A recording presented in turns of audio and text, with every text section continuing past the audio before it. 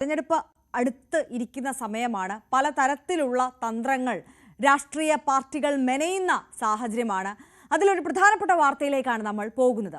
കേരള നിയമസഭയിൽ BJP account തുറന്ന മണ്ഡലം എന്ന നിലയിൽ നേമത്ത് ഓരോ മുന്നണിയും ആരെ സ്ഥാനാർത്ഥിയാക്കുമെന്നത് സംസ്ഥാനത്തെ ആകെ വോട്ടിനെ സ്വാധീനിക്കുന്ന ഘടകമാണ് എന്നത് പ്രേക്ഷകർക്ക് അറിയാവുന്നതാണ്.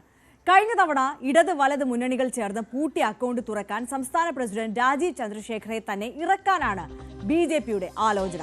കഴിഞ്ഞ ലോക്സഭാ തെരഞ്ഞെടുപ്പിൽ നേമത്ത് രാജീവ് ചന്ദ്രശേഖർ നേടിയ 22,116 വോട്ടിന്റെ ഭൂരിപക്ഷമാണ് BJP കാണുന്ന അനുകൂല ഘടകം. കഴിഞ്ഞ തവണ പൂട്ടിച്ച അക്കൗണ്ട് നിലനിർത്താൻ മന്ത്രി V ശിവൻകുട്ടിയെ വീണ്ടും മത്സരിപ്പിക്കുക എന്ന ആലോചന CPM-ൽ ശക്തമാണ്. 3 ലോക്സഭാ തെരഞ്ഞെടുപ്പുകളിലായി BJP ആധിപത്യം പുലർത്തുന്ന മണ്ഡലം കഴിഞ്ഞ തവണ തിരിച്ചുപിടിച്ച ശിവൻകുട്ടി തന്നെയാണ് വിജയം ആവർത്തിക്കാൻ അനുയോജ്യനെന്നും വിലയിരുത്തലുണ്ട്. നേമത്ത് ജയിച്ചില്ലെങ്കിലും BJP അക്കൗണ്ട് പൂട്ടിക്കുന്നതിൽ K മുരളീധരന്റെ സ്ഥാനാർത്ഥിത്വം നിർണായകമായിരുന്നു. ഇക്കുറിയും സമാനമായി കരുത്തനെ തന്നെ ഇറക്കേണ്ടി വരും കോൺഗ്രസിന്. അത് ആരാവണമെന്ന ആലോചന കോൺഗ്രസിലുമുണ്ട്.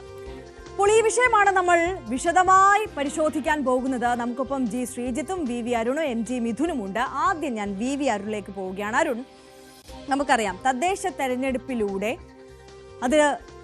അതിലൂടെ വഴിവെട്ടി കേരള നിയമസഭയിൽ പ്രാതിനിധ്യം ഉറപ്പാക്കുക എന്ന വലിയ ലക്ഷ്യത്തോടു കൂടി ഇറങ്ങിത്തിരിച്ചിരിക്കുകയാണ് BJP. വലിയ തന്ത്രങ്ങളാണ് മെനയുന്നത്. കഴിഞ്ഞ ദിവസം ആഭ്യന്തരമന്ത്രി അമിത്ഷാ തന്നെ നേരിട്ടെത്തി അതിനുള്ള എല്ലാവിധ നിർദ്ദേശങ്ങളും തന്ത്രങ്ങളും ഒക്കെ പറഞ്ഞു നൽകിയതിനു ശേഷമാണ് അദ്ദേഹം മടങ്ങിയത്. ഈ ഘട്ടത്തിൽ തന്നെ പ്രചാരണത്തിലേക്ക് പോലും കടക്കുന്ന സാഹചര്യമാണ് BJPക്ക് മുന്നിലുള്ളത്. ഈ തെരഞ്ഞെടുപ്പിലേക്ക് ഇറങ്ങിത്തിരിക്കുമ്പോൾ ഏറ്റവും പ്രധാനമായി വിജയസാധ്യതയുള്ള മണ്ഡലങ്ങളെ ക്രോഡീകരിച്ചുകൊണ്ട് A ക്ലാസ് മണ്ഡലമായി കണക്കാക്കിക്കൊണ്ടുള്ള പ്രവർത്തനം ആരംഭിക്കുമ്പോൾ നേമമാണ് അവർക്ക് മുന്നിലുള്ള ഏറ്റവും പ്രധാനപ്പെട്ട മണ്ഡലം, അല്ലേ?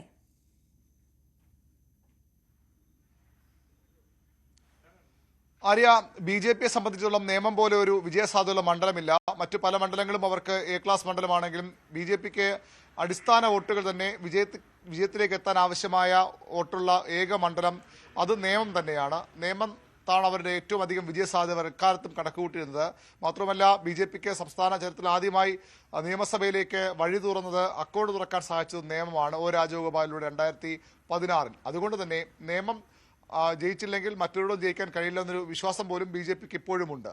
നിയമം ഇത്തവണ അവർ ഉറപ്പിക്കാൻ കാരണം അവരുടെ ഏറ്റവും പ്രധാനപ്പെട്ട നേതാക്കളിൽ ഒരാളായ കേന്ദ്ര സഹമന്ത്രിയായിരുന്ന ഇപ്പോൾ BJPയുടെ സംസ്ഥാന അധ്യക്ഷനായ രാജീവ് ചന്ദ്രശേഖരെയാണ് അവർ അവിടെ ഇത്തവണ മത്സരിപ്പിക്കാൻ ഇറങ്ങുന്നത്. BJPക്ക് നഗരസഭയിൽ പോലും നേമം മണ്ഡലത്തിൽ വരുന്ന നഗരസഭാ വാർഡുകളിൽ പോലും വലിയ മുന്നേറ്റം ഉണ്ടാക്കാൻ നേരത്തെ കഴിഞ്ഞിരുന്നു. അവർക്ക് ആ രീതിയിലൊരു സ്വാധീനം അവിടെയുണ്ട്. അവരുടെ സംഘടനാ സംവിധാനം ഏറ്റവും ശക്തമായ സ്ഥലങ്ങളിലൊന്നാണ് നേമം. അത് ഇപ്പോഴല്ല, വളരെ പണ്ടുകാലത്തെ തന്നെ RSSന്റെ ഒരു ശക്തി കേന്ദ്രമായി ഉള്ള സ്ഥലങ്ങൾ പലതും നേമത്ത് മണ്ഡലത്തിൽ ഉൾപ്പെട്ടവയാണ്. അതുകൊണ്ട് തന്നെ നേമത്ത് അവർ ഒരു അനായാസ വിജയമാണ് പ്രതീക്ഷിക്കുന്നത്. കഴിഞ്ഞ തവണയൊക്കെ കോൺഗ്രസിന്റെ ശക്തനായ സ്ഥാനാർത്ഥി വന്നതുകൊണ്ട് മാത്രം ഇടതുമുന്നണിക്ക് ജയിക്കാനായി, മാത്രമല്ല CPM-ന്റെ തിരുവനന്തപുരത്ത് നിർത്താൻ പറ്റുന്ന ഏറ്റവും ശക്തനായ സ്ഥാനാർത്ഥി CPM നിർത്തി, നേമത്തിന്റെ മുൻ MLA കൂടിയ V ശിവൻകുട്ടി. അതുകൊണ്ട് അത്തരമൊരു പ്രത്യേക സാഹചര്യത്തിൽ പരാജയപ്പെട്ടു പോയതിനപ്പുറത്തേക്ക് നേമം എപ്പോഴും വിജയിക്കാൻ കഴിയുന്ന മണ്ഡലം തന്നെയാണ് BJP കണക്കുകൂട്ടുന്നത്. രാജീവ് ചന്ദ്രശേഖരനെ പോലെ ഒരു നേതാവിനെ രംഗത്തിറക്കുന്നതിലൂടെ ആ സാധ്യതകൾ വർദ്ധിക്കുമെന്ന് BJP കണക്ക് കൂട്ടുന്നു. നിയമം പിടിക്കാൻ ആവശ്യമായ കണക്കൂട്ടലുകൾ പ്രവർത്തനങ്ങൾ BJP ഇതിനകം ആരംഭിച്ചു കഴിഞ്ഞു.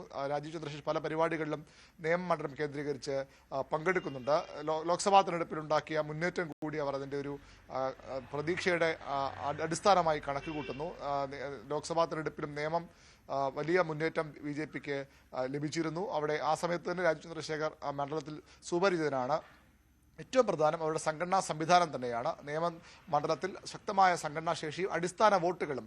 നമുക്കറിയാം എന്തുകൊണ്ട് CPM കോൺഗ്രസും ഒക്കെ കേരളം തുടർച്ചയായി ഭരിക്കുമെന്ന് ചോദിക്കുമ്പോൾ എല്ലാ വാർഡുകളിലും അവർക്ക് സംസ്ഥാനത്തെ ഏതാണ്ട് എല്ലാ വാർഡുകളിലും അവർക്ക് അല്ലെങ്കിൽ ഓരോ ബൂത്തുകളിലും അവർക്ക് സ്വാധീനമുള്ള മേഖലകൾ ആണ് 95%-ലേറെയും കേരളം മുഴുവൻ കണക്കെടുക്കുമ്പോൾ, അല്ലെങ്കിൽ 90% മേളിലൊക്കെ കണക്ക് വരും. അങ്ങനെ ഒരു കുറച്ചോട്ടെങ്കിലുമുള്ള BJPക്ക് അങ്ങനെ എല്ലാ ബൂത്തുകളിലും ശക്തമായ സ്വാധീനമുള്ള വോട്ടുള്ള ഒരു മണ്ഡലം തന്നെയാണ് നിയമം. ആ സ്വാധീനം വോട്ടായി കൂടി മാറിയാൽ ഇത്തവണ വീണ്ടും നിയമസഭയിലേക്ക്. പിണറായി വിജയൻ പറഞ്ഞു പൂട്ടിച്ച ശിവൻകുട്ടിയെ ഉപയോഗിച്ച് പറഞ്ഞു പൂട്ടിച്ച നിയമത്തെ അക്കൗണ്ട് റീ ഓപ്പൺ ചെയ്യാമെന്ന ഉറച്ച പ്രതീക്ഷയിലാണ് BJP ഇപ്പോൾ മുന്നോട്ട് പോകുന്നത്. അതിലവർ മുൻനിർത്ത സ്ഥാനാർത്ഥിയാകട്ടെ രാജീവ് ചന്ദ്രശേഖറാണ്, അവരുടെ സംസ്ഥാന അധ്യക്ഷനാണ്, മുൻ കേന്ദ്ര സഹമന്ത്രിയാണ്. അത്തരമൊരു നേതാവിൻ രംഗത്തിലേക്കൂടെ സാമുദായിക സമവാക്യങ്ങൾ കൂടി അനുകൂലമാകുന്ന തരത്തിലാകും BJPയുടെ സ്ഥാനാർത്ഥിയെ ഇപ്പോൾ തന്നെ കണ്ടുവച്ചിരിക്കുന്നത്. അതുകൊണ്ട് തന്നെ വളരെ വിജയപ്രതീക്ഷ തന്നെയാണ് BJP നിയമം തിരിച്ചു പിടിക്കാമെന്ന പ്രതീക്ഷ തന്നെയാണ് BJP ഉള്ളത്. എന്നാൽ വി ശിവൻകുട്ടി എന്ന നേതാവിനെ തന്നെ CPM മത്സരരംഗത്തേക്ക് ഇറക്കുക. അപ്പോൾ ഉയരുന്ന ചോദ്യം, രണ്ട് ടേം നിബന്ധനയൊക്കെ കഴിഞ്ഞ തവണ CPM കൊണ്ടുവന്നതാണ്. അങ്ങനെയെങ്കിൽ ഈ 2 ടേം നിബന്ധന മാറ്റുമോ? അതിന് തന്നെയാണ് സാധ്യതയായും CPM, പ്രത്യേകിച്ച് എല്ലാ മണ്ഡലങ്ങളിലും ഇല്ലെങ്കിൽ പോലും ഒരുപക്ഷെ മുഴുവൻ 2 ടേം നിബന്ധന തന്നെ CPM എടുത്ത് കളഞ്ഞേക്കാം. അല്ലെങ്കിൽ ചില പ്രധാന മണ്ഡലങ്ങളിലെങ്കിലും CPM അത്തരമൊരു ഇളവ് നേതാക്കൾക്ക് നൽകിയേക്കാം.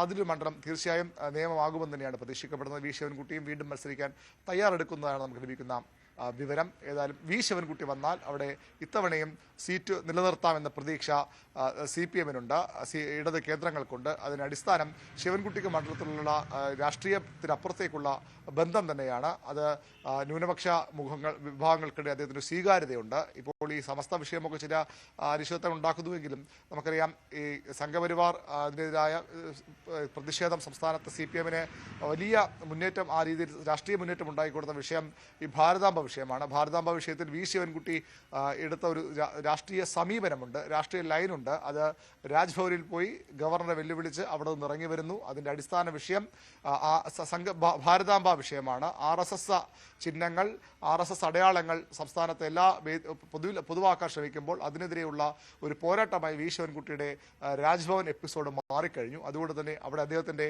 അത്തരമൊരു പ്രതിച്ഛായ വർദ്ധിക്കുകയാണ്. ന്യൂനപക്ഷങ്ങൾക്കിടയിൽ സ്വാധീനം, CPMന്റെ പരമ്പരാഗത ഇടത് ശക്തി കേന്ദ്രങ്ങളിലെ വോട്ട്, ശിവൻകുട്ടി മന്ത്രി എന്ന നിലയിൽ അദ്ദേഹത്തിനെ മന്ത്രി എന്ന നിലയിൽ ഒരുപക്ഷെ മറ്റു രാഷ്ട്രീയ പാർട്ടി പ്രവർത്തകർ പോലും ഒരു വിധത്തിൽ അദ്ദേഹത്തെ അംഗീകരിക്കും. കാരണം പല വിഷയങ്ങളും അദ്ദേഹം ഇടപെടുന്നത്, അദ്ദേഹം രാഷ്ട്രീയം നോക്കി എല്ലാ മണ്ഡലത്തിലെ പല വിഷയങ്ങളിലും ഇടപെടുന്നത്. അതുകൊണ്ട് തന്നെ വി ശിവൻകുട്ടിക്ക് ഈ CPM മന്ത്രി എന്നതിന് അപ്പുറത്തേക്കുള്ള സ്വാധീന മണ്ഡലത്തിൽ ഉണ്ടാക്കിയെടുക്കാൻ ഈ കഴിഞ്ഞ കാലങ്ങളിൽ കഴിഞ്ഞുവെന്ന് CPM വിശ്വസിക്കുന്നു. അത്തരം ചില ബന്ധങ്ങൾ അദ്ദേഹം ഉണ്ടാക്കിയെടുത്തിട്ടുമുണ്ട്. അങ്ങനെ ശിവൻകുട്ടി വന്നാൽ മറിച്ച് ചിന്തിക്കേണ്ടി വരില്ല എന്ന് തന്നെയാണ് CPM ഇപ്പോൾ കരുതുന്നത്.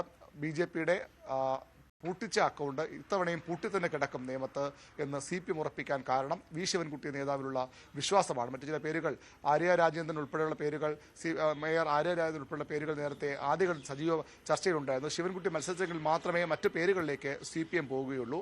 അവിടെയാണ് ശിവൻകുട്ടി മത്സരിച്ചെങ്കിൽ മാത്രമേ അവിടെ മറ്റു പേരുകൾ കോൺഗ്രസിന്റെ സ്ഥാനാർത്ഥിയും, കാരണം കോൺഗ്രസിന് ശക്തമായ സ്ഥാനാർത്ഥി വന്നതുകൊണ്ട് തന്നെയാണ് കഴിഞ്ഞ തവണ അവിടെ CPM വിജയിക്കാൻ എളുപ്പമായത് എന്നുള്ളതൊരു വസ്തുതയാണ്.